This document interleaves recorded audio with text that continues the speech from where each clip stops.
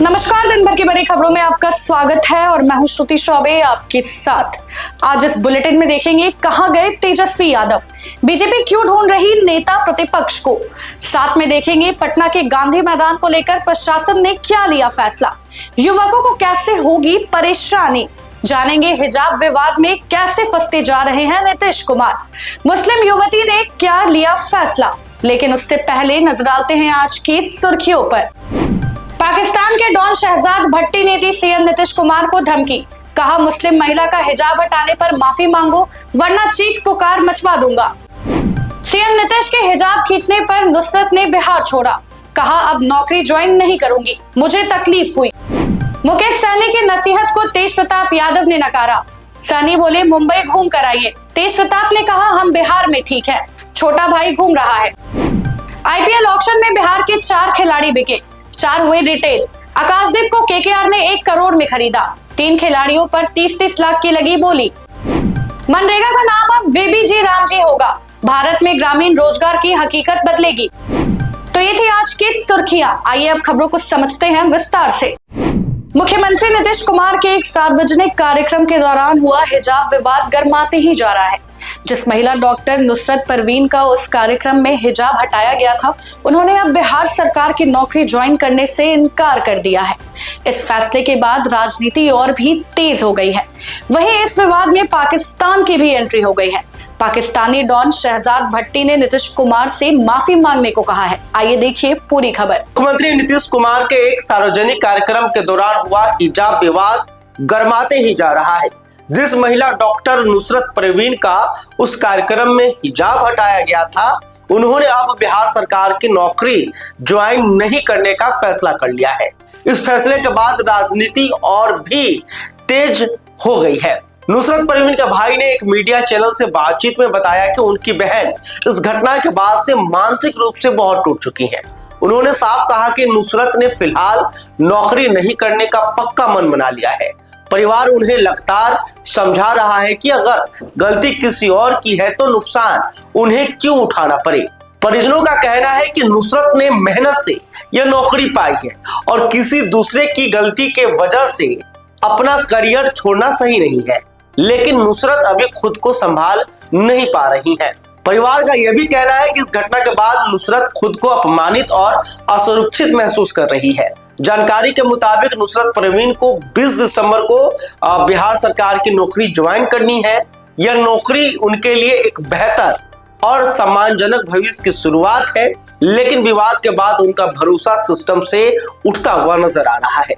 इस मामले को लेकर सिर्फ बिहार ही नहीं, पूरे देश में नीतीश कुमार का विरोध हो रहा है। कई मुस्लिम संगठन और नेता इस घटना को लेकर नीतीश कुमार से माफी की मांग कर चुके हैं। वहीं कांग्रेस ने कहा है कि यह घटना महिला सम्मान और धार्मिक आजादी पर हमला है। कांग्रेस नेताओं का कहना है कि सरकारी मंच पर किसी महिला के पहनावे के साथ इस तरह का व्यवहार पूरी तरह से असंवैधानिक है और सरकार को इसके लिए जवाब देना चाहिए। वहीं बिहार की बड़ी विपक्षी पार्टी आरजेडी ने भी इस मुद्दे पर नीतीश सरकार को घेरा है। आरजेडी के नेताओं का कहना है कि यह घटना बताती है कि बिहार में महिलाओं और अल्पसंख्यकों की सुरक्षा सिर्फ कागजों तक सीमित रह गई है। पार्टी ने सवाल उठाया है कि अगर एक डॉक्टर के साथ सरकारी मंच पर खुद मुख्यमंत्री ऐसा कर सकते हैं तो आम लोगों की सुरक्षा की क्या गारंटी है। लेकिन नुसरत परवीन का नौकरी न करने का फैसला इस विवाद को और बड़ा बना सकता है। यह मामला अब सिर्फ एक व्यक्ति तक सीमित नहीं रहा, बल्कि महिला सम्मान, धार्मिक स्वतंत्रता और सत्ता की संवेदनशीलता पर बहस छेड़ चुका है। आने वाले दिनों में इस मुद्दे पर बिहार की राजनीति और गरमाने के आसार हैं। पटना के गांधी मैदान में हर रोज हजारों की संख्या में युवक पुलिस, डिफेंस और अन्य बलों में भर्ती के लिए शारीरिक परीक्षा की तैयारी करते थे। सुबह से लेकर शाम तक यहां दौड़, कसरत और ग्राउंड ट्रेनिंग का नजारा आम था। लेकिन अब जिला प्रशासन के एक फैसले के बाद इन युवकों को भारी परेशानी का सामना करना पड़ेगा। आइए देखिए ये रिपोर्ट। पटना के गांधी मैदान में हर रोज हजारों की संख्या में युवक पुलिस, डिफेंस और अन्य बलों में भर्ती के लिए शारीरिक परीक्षा की तैयारी करते थे। सुबह से लेकर शाम तक यहाँ दौड़, कसरत और ग्राउंड ट्रेनिंग का नजारा आम था।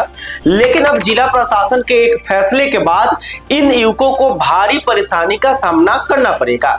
दरअसल जिला प्रशासन ने गांधी मैदान में शारीरिक दक्षता परीक्षा की किसी भी तरह की तैयारी पर पूरी तरह रोक लगा दी है।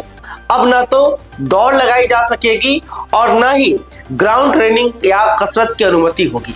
प्रशासन ने साफ कर दिया है कि आदेश का उल्लंघन करने वालों पर सख्त कार्रवाई की जाएगी। यह फैसला तुरंत लागू होगा। प्रशासन का कहना है कि गांधी मैदान सिर्फ एक मैदान नहीं बल्कि पटना की पहचान है। यहाँ राष्ट्रीय पर्व, बड़े सरकारी कार्यक्रम और सांस्कृतिक आयोजन होते हैं। लंबे समय से युवकों की भीड़ और लगातार अभ्यास के कारण मैदान की हरियाली खराब हो रही थी, ट्रैक टूट रहा था और आम लोगों को घूमने में दिक्कत हो रही थी। लेकिन इस फैसले से सबसे ज्यादा असर उन युवकों पर पड़ा है जो रोज यहाँ मेहनत करके अपने सपनों को पूरा करने की तैयारी कर रहे थे। अब उनके सामने सबसे बड़ा सवाल यही है कि वे अपनी तैयारी कहाँ करेंगे। खासकर बाहर से आने वाले युवकों के लिए यह फैसला और भी मुश्किलें खड़ी कर सकता है। हालांकि प्रशासन का कहना है कि युवकों को दूसरे चिन्हित मैदानों में तैयारी करने की अनुमति होगी, लेकिन फिलहाल यह साफ नहीं है कि वे मैदान कहाँ होंगे और वहां कितनी व्यवस्था होगी। ऐसे में गांधी मैदान पर रोक लगाने के बाद हजारों युवकों की तैयारी पर ब्रेक लगता नजर आ रहा है और सभी के मन में एक ही सवाल है कि अब जाएंगे कहां। ग्रामीण रोजगार से जुड़े देश की सबसे बड़ी योजना मनरेगा में बड़ा बदलाव होने जा रहा है। करीब 20 साल बाद सरकार इस योजना को नए नाम और नए स्वरूप में लाने की तैयारी कर रही है। लोकसभा में नया ग्रामीण रोजगार बिल पेश करने की तैयारी पूरी हो चुकी है।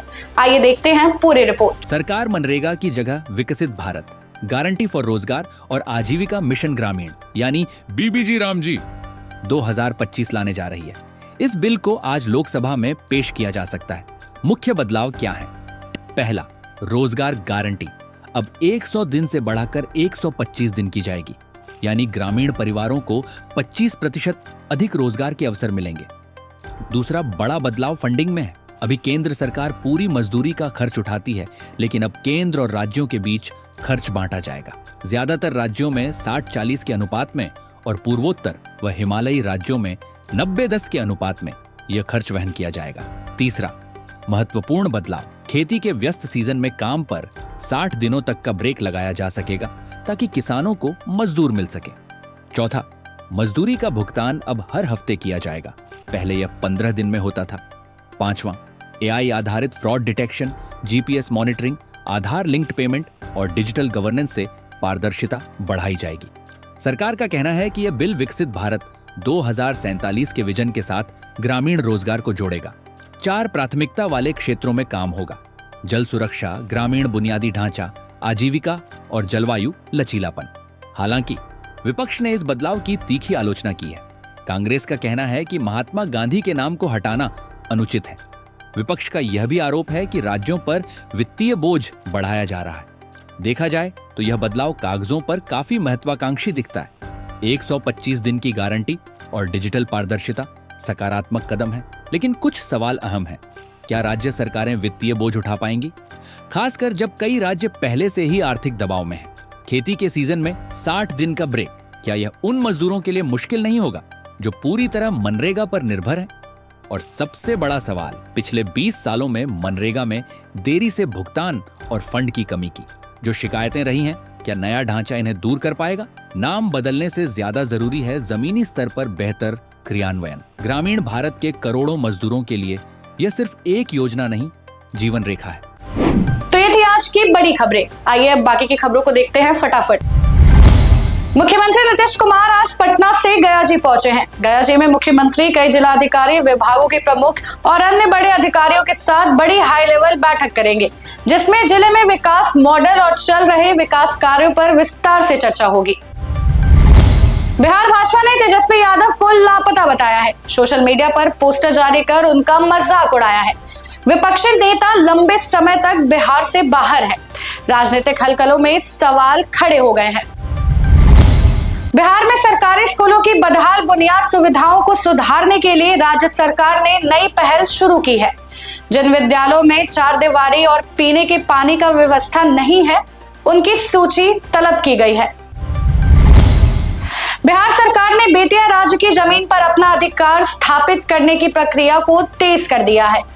वर्षों से बेतिया राज्य की जमीन पर कब्जा जमाए बैठे लोगों को अब सरकार ने जमीन खाली करने के संकेत दिए हैं। अकेले रक्सौल क्षेत्र में ऐसे 32,000 से अधिक लोग हैं जिन्होंने बेतिया राज्य की जमीन पर घर या अन्य निर्माण कर रखा है। सरकार ने इन जमीनों को मुक्त कराने की दिशा में औपचारिक प्रक्रिया शुरू कर दी है। राजधानी पटना में जमीन खरीदने बेचने वालों के लिए एक बड़ी खबर है।